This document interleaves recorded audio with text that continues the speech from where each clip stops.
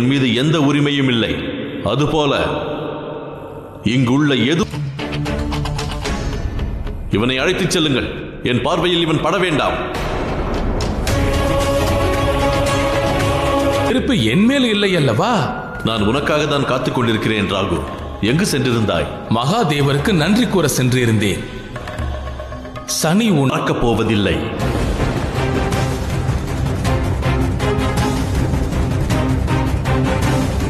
நான் சூரிய தேவருக்காக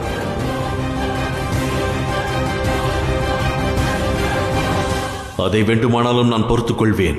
ஆனால் யமி எனக்கு துணையாக என்றும் நிற்க வேண்டும். ராகு, இதற்காக எனக்கு நீ உதவி புரிவாயா?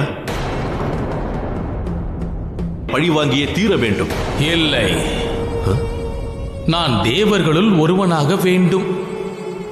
அது எனக்கு கிடைக்கப் போகின்றது. நான் கூறப்போகும் தகவல் இதுதான். இனிமேல் சனியின் வழியில் நீ குறுக்கிடாதே. அப்படியெனில் செல். நீயும் இங்கிருந்து சென்று விடு ராகு. நான் சந்திர தேவன். குளுமை, அழகு மற்றும் புனித தன்மைற்றுவது. புனிதமான ஆத்மாவை எவரும் காப்பாற்ற வேண்டிய தேவை இல்லை யமி. நீ மிகவும் புனிதமானவள் என்பதை நிரூபித்து விட்டாய்.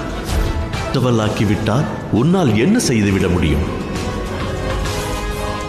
என்னால் முடியும். நிச்சயம் அவளை என் யமியின் எதிர்காலத்திற்காகவே.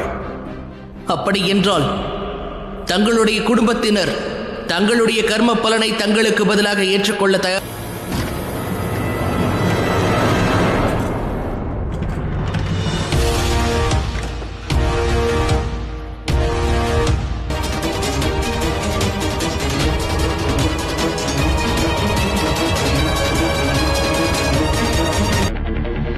ஒருவேளை கர்மத்தின் பலனாக தேவி சந்தியா தேவி என்ற தகுதியையும் யமன் தர்மராஜா நிலையும் வரும்.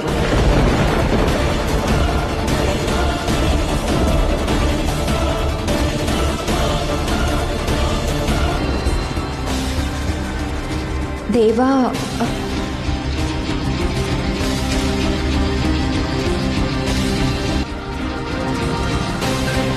ஒரு தந்தை என்ற முறையில் தாங்கள்தான் முடிவெடுத்தீர்கள். ஆனால் ஒருவேளை தனியாகத்தான் அனுபவிக்க வேண்டும்.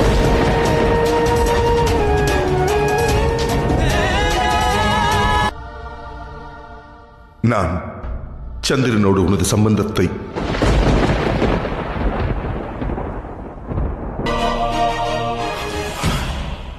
யமா, நீ